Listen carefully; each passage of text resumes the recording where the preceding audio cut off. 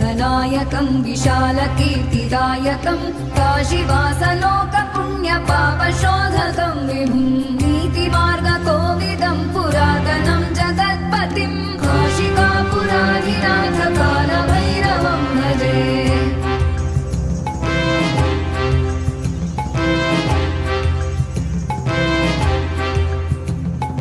कालभैरवाष्टकं पठन्